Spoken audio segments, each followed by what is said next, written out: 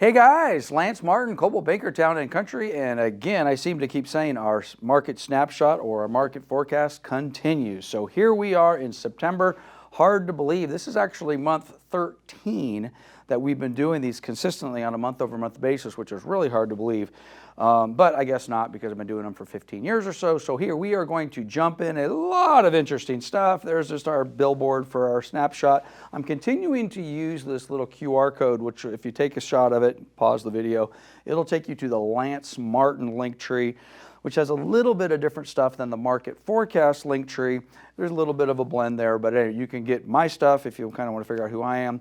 And then also there's a separate link that'll take you to the market forecast, which is where we're basically archiving all of this data. So at any rate, I've adopted this a few months ago and I've stuck with it, so we'll see. This is old, so for those of you that have been following the series, this comes from June 15th. I left it up because Jerome Powell is playing a huge role in what's going on in our market. And this was the quote that we put up going back to the June 15th Federal Reserve press conference. We've talked about it a lot. I'm not going to talk about it again today, but I thought I'd bring it up. This happened today, which by the way, today is September 8th, 2022. These are all pulled from Jerome Powell's, I guess, news-making comments today. So everything you're looking at here is September 8th within the last 5 hours.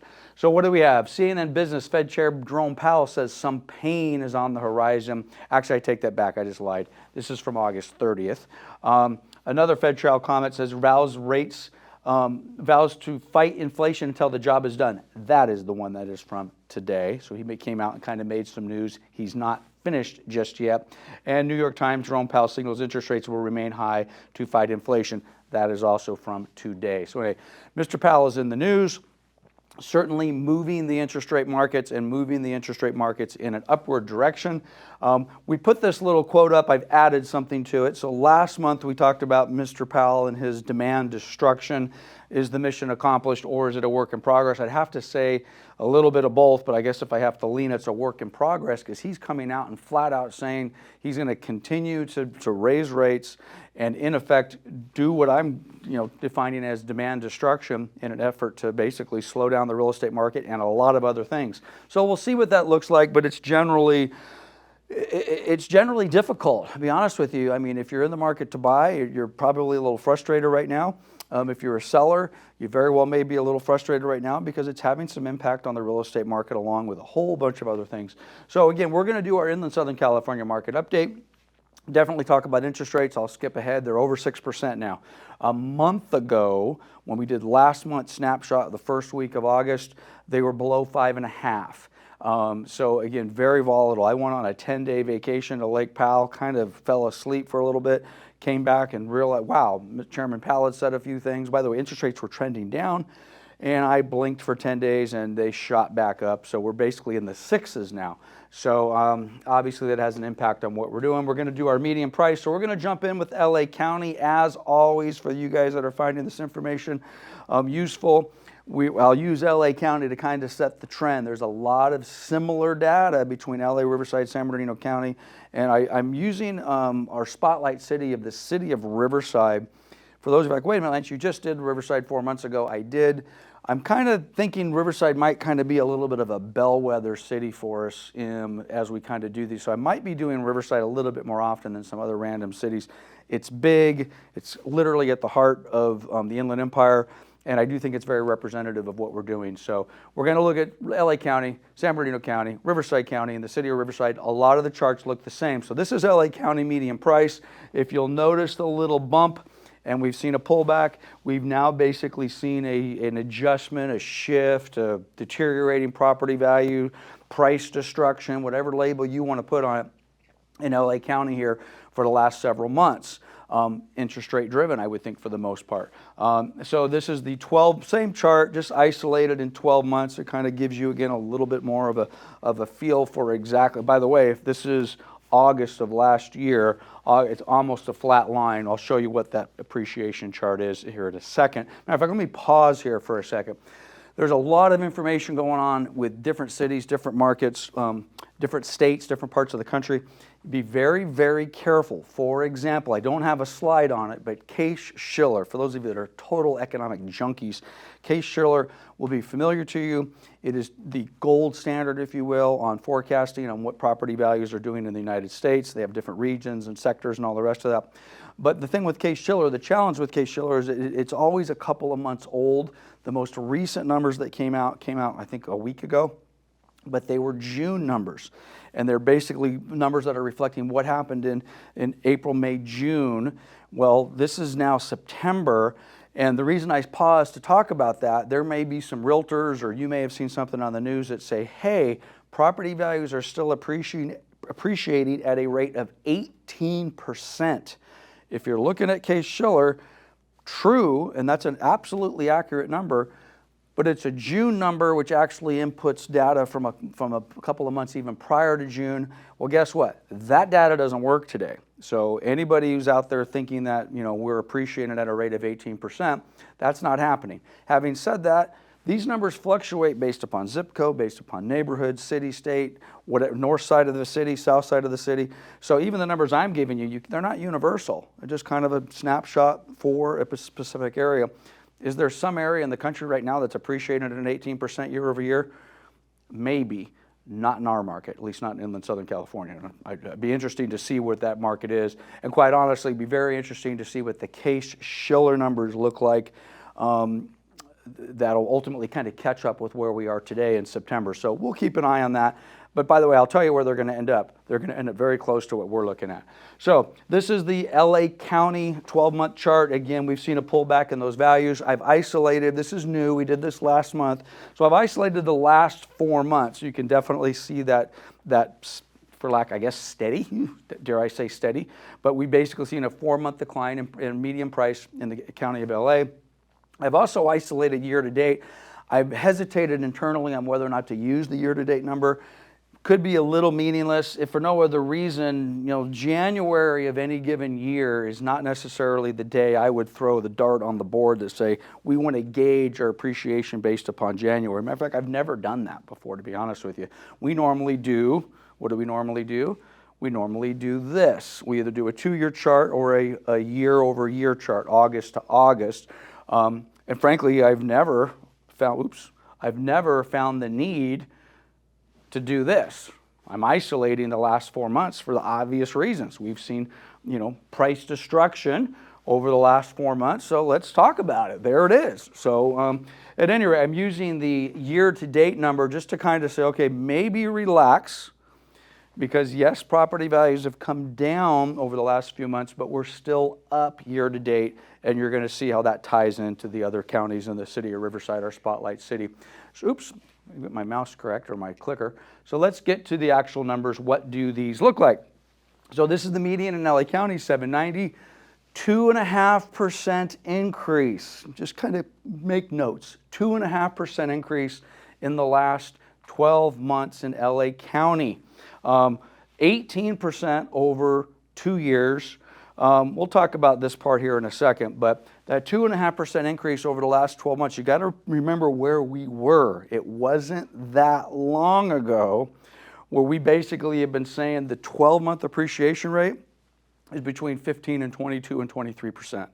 And for those of you that have been paying attention, we've been saying from the very beginning, I guess it feels good, but it's not good and it's not sustainable, and we cannot continue to have a 20% year-over-year appreciation rate forever. Well, guess what? Forever is gone.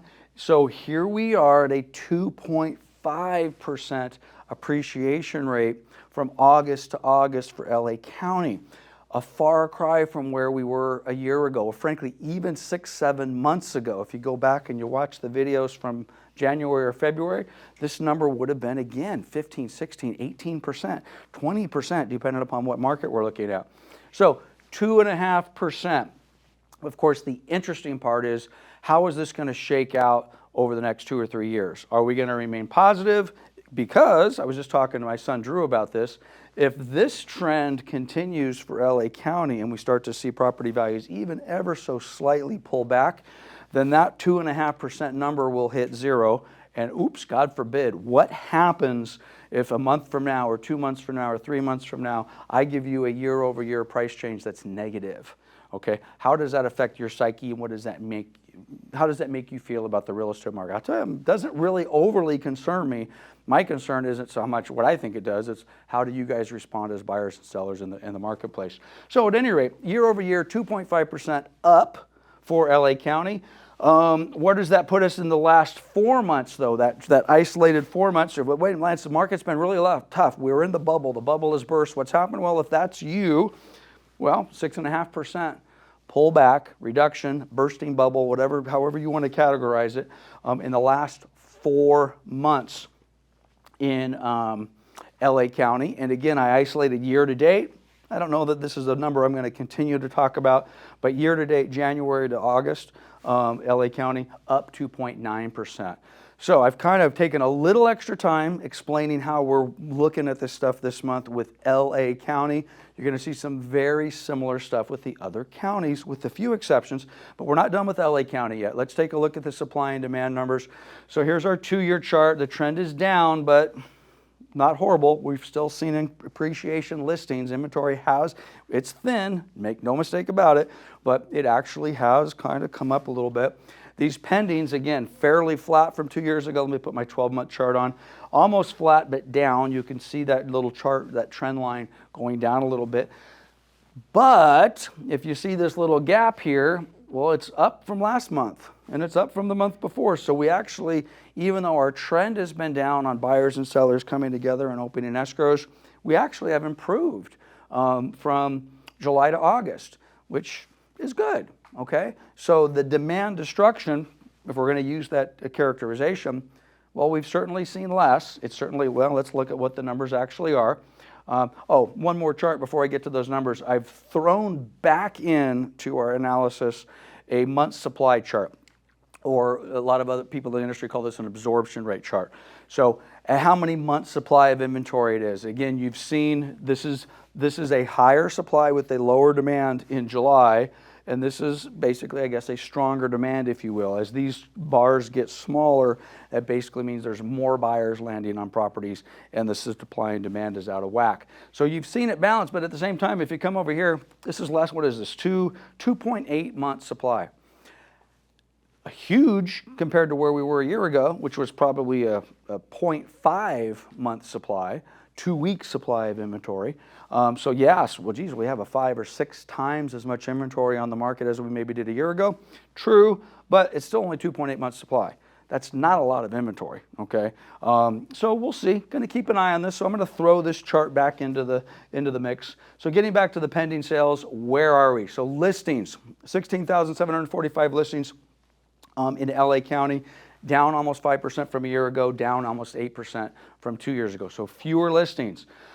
On the pendings, down, big problem, down 25% from a year ago, down 21% from 2 years ago. But if you go back to that chart, and again, yes, I'm trying to give you a little bit of something to hold on to, definitely down, but improved month over month.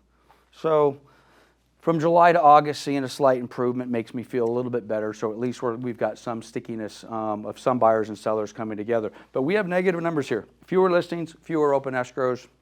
Kind of makes people in my business a little nervous.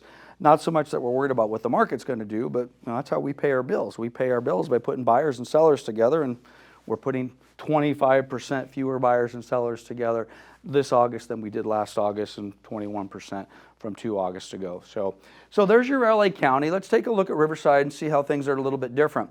You still see a little bit of that downside, but guess what? Riverside County was flat month over month, unlike LA County. LA County kind of had that relatively nice little, not nice, but that staircase of declining property values. Riverside County pulled back ever so slightly, a little bit more, and then from July to August was flat. No change in median price for Riverside County as a whole. This is the 2-year chart, excuse me, the 12-month chart on that. And again, you can kind of see it's a little bit, visually for me anyway. But there's your 4-month down, but again, flat, but down from here to here, and we'll talk about what that number is in a minute. And then there's your year to date, okay? So what does it mean? Unlike LA County, we have more properties for sale in Riverside County than we did a year ago. 8.1% more properties for sale, unlike LA. Excuse me, properties for sale, brain freeze there. Median price. So our prices are up 8.1%. I think in LA County the number was 2.5% if I'm not mistaken. So we're up 8.1, not 20, but up 8.1. And from 2 years ago, we're still up 30%. 30% appreciation from 24 months ago in LA County. However, we're down 3.7% in the last 4 months. So again, if you want, oh, wait a minute, there it is. There's your signal. Okay, well, if that number is meaningful to you and you're going to extrapolate more things from that number, then so be it, and we can talk and we can see whether or not where we're going to be here in a little while. Again, I'm not overly concerned about that. When you have a 20% year-over-year appreciation, if we're going to correct, we've got to correct. At some point, you have to see that. You have to actually see a little bit of a pullback. Year-to-date change of 2.7%. So supply and demand in Riverside County, this is where I got ahead of myself a little bit about a minute ago. Inventory up. We're seeing more inventory up. Even though the pendings are relatively flat, like LA County, we put more buyers and sellers together in Riverside County than we did in the prior month. That's a good sign. So I guess if I'm Chairman Powell and I'm raising interest rates, I want to kind of soften that demand. I want to soften that market. Well, it's certainly softer, but it was better than it was in the prior 2 months. It was better than it was in June and better than it was in July. So we're getting those buyers and sellers together and more inventory. A real question is, what's this red bar going to continue to do? At what point do the sellers sit back and say, okay, I'm going to hold off here a little bit more, or does that red bar continue to go up? I guess we'll figure that out. This is the 12-month supply and demand chart for LA County. I went ahead and threw in the absorption rate or the months of inventory. It looks very similar to LA County. It basically pulled back, and that number is 2.3 months supply of inventory in Riverside County. Not a whole heck of a lot. So what does that inventory look like? 17% more than a year ago, 20% more than 2 years ago, but just like LA County, guys, if you want to throw the wet blanket on me, here it is. We sold 20% fewer houses in August of 2022 than we did of 2021. And 21.2% more, or less, less than we did 2 years ago. So even though we improved over the last couple of months, year over year, it's rough. If you're a lender in this business, it's even rougher because the refis are done, okay? So you sit back and say, well, geez, how am I going to assess my business plan if I'm in the real estate industry and I depend upon transactions? Well, we look very, very hard at these numbers because bottom line is sales are off 20% this year. And again, whatever that was, 21+% over the last 2 years. San Bernardino, what are we doing in San Bernardino? It looks a little bit like LA, okay? We've seen a little bit more of that price deterioration over the last 4 months. This is the 12-month chart. Let's hit the 4-month chart. So again, there it is. I guess if you want to call it a peak, we peaked in May. And in June, July, and August, we've seen a pullback in property values in San Bernardino County. However, year to date, we're still above where we were in January, and we'll share that number with you here in a second. So median price still up 7%. 7% increase year over year. I'm in San Bernardino County at $493 compared to $460. 2 years ago, we were at $370, but still a big number. Still a big number. So it's kind of hard to sit back and say the sky is falling when anybody who bought a house in San Bernardino County in total is 33% to the positive than they were in August of 2020. So what does that mean? Oh, wait a minute, Lance, here's the number we don't like. 5% reduction in property values in San Bernardino over the last 4 months. Year to date, we're at 3.2. So if I was to go back and rewind these slides, and you guys are certainly welcome to go back and kind of rewind the video, if you focus on this number here, on a year-to-date basis, basically LA County, San Bernardino County, Riverside County are up year-to-date, January to August. I think it's between 2.5% and 3.2%. So it'll be very interesting to see where we are next month, and very interesting to see where we are the following month, because again, if some of this price deterioration continues, that could go negative, and we'll see what the consumers, how they respond to that. Oops, went the wrong way. Supply and demand for San Bernardino County, this actually surprised me a little bit. I expected San Bernardino County's numbers to mirror a little bit closer to Riverside. They were a little bit softer, but again, fairly similar. Inventory is up, pendings are up, down a little bit year over year, but let me go back. I'm still focusing on these bluish charts over here. These blue bars down here are buyers and sellers coming together in the last couple of months, and we did more buyers and sellers coming together in August. So again, not everybody out there is checked out and said the sky is falling. August, we did see some backfill in that particular area. And again, the month supply of inventory, very similar to LA and Riverside. It was 2.8 in LA, and I think it was 2.4, 2.5 in Riverside County. We're at 2.3% month supply inventory in the entire county of San Bernardino. So again, homes for sale, up 17% from a year ago, up 20% from 2 years ago. But these are the ones, man. These are those painful ones. It's very similar to Riverside County, 20% drop in sales year over year. Again, by the way, I'm not talking price, guys. I know I've been saying this over and over. The price is on the other chart. These are buyers and sellers coming together, 20% fewer of those. So it's a painful number if this is how you're making your living. Spotlight City, Riverside. Again, you did Riverside 4 months ago. I'm doing it again because I do think it represents the Inland Empire quite a bit. If this looks familiar, it does. I mean, the city of Riverside basically tracks with the county of Riverside and, frankly, the county of LA, almost identical. If you just lay these charts on top of each other, you'd see this peak price in May, June, July, and August. You'd see it pull back almost identical to what we've seen in the city of Riverside, that 12-month chart. There's your 4-month chart and our year-to-date chart. So what does all of this mean? What it means is we're 9% higher than we were August of 2021, 30% higher than we were in August of 2020. So today we're at 600. We were at 550 12 months ago and 461 2 years ago. One of the reasons I'm not overly concerned too much about all this is, again, if 2 years ago you bought your median property in Riverside for 461 and today it's worth 600, you probably don't feel too bad. We'll talk about interest rates here in a minute. So, however, look at that. In the last 4 months, 6.2% pullback in property values in the city of Riverside. Very similar to the other numbers. And again, a 2.8 appreciation year to date. So I'm really curious to see what the next 4 months holds for us. Supply and demand in Riverside, again, almost identical, although the listing inventory pulled back in the city. That's a little bit, I wasn't expecting that, to be honest. I was expecting it to at least kind of mirror the county and we'd see more listings. But again, we did sell more properties in the city of Riverside. So again, that's a plus. What does the month supply of inventory look like? Actually, it's less. The chart looks similar, but the actually month supply of inventory is less than 2 months in Riverside, 1.8 months. It's not a big number, guys. Not a big number. So what does this look like for sales? 943 properties went into escrow last month, 6% more than a year ago, 14% more than 24 months ago. Those are the homes for sale.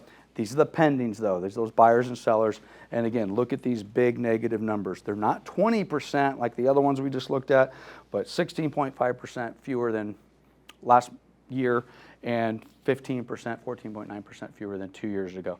If you remember, I think we used Temecula as a spotlight city. I think it was 2-3 months ago. And these numbers were like in the 40%. Okay, pretty shocking. Temecula is a big city, but I don't know that that's as representative to Riverside County as the city of Riverside because it's a bigger city. So definitely keeping a very, very close eye. We like the appreciation numbers, but it'd be nice to have a few more buyers and sellers come together. We'll see what that looks like. Okay, let's wrap it up with what's going on with interest rates. I kind of gave you the tease at the very beginning of the video here, and we're basically at 6%. By the way, you're not going to get, and this is a 30-year fixed conforming, FHA is going to be a little bit different, jumbo is going to be a little bit different. We always kind of use a standard 30-year conforming loan. I don't want to get into the details of what that means. Reach out if you need help with that. But I don't know whether you guys can get a 6% interest rate today on a 30-year conforming. It depends on a whole bunch of things, your income, your credit, blah, blah, blah, blah. So again, reach out to us if you need some help with a loan professional, and we'll basically see what we can do to help you with. But again, this is a half a point higher than 30 days ago, okay? And frankly, you should have gone back to a year ago. I'm going to guess 3%. We're in the 3% range, so it's double, which again is a little tough because we started to see some interest rate improvements in June and July. and we kind of, backfilled that or refilled it, if you will, in the month of August. And now and by the way, this number is as of yesterday. Today is September 8th. I pull this data from Optimal Blue's website. That QR code that I showed you at the beginning of the video, if you like to track this, and if you think Optimal Blue is a good site to track this, I think it happens to be a good one. That QR code has a link to that. You just save it, go to the bottom. I think it's at the very bottom. It says Optimal Blue interest rates. Click it. It'll basically give you this exact chart, and you can click on it every single day. It's always going to be one day behind, though. And then on Friday or Mondays, it'll give you Friday, so you got to catch up over the weekends, but that's close enough for most of us. So those are the rates. So I think we're done. Yep, this is my thank you slide for our, that's supposed to say September, our September 2022 real estate market snapshot. A lot going on. I'm just going to close with the following. Take a deep breath, relax. I really don't see gloom and doom on the horizon. I don't see gigantic price deterioration. We've seen, 6% is not a small number. But the bottom line is inventory being what it is, equity being what it is, rents being what they are. I still see some stability, but the next 3-4 months is going to be very, very interesting. So we'll see what happens. So anyway, stay tuned, and we'll see you a month from now. Have a good day.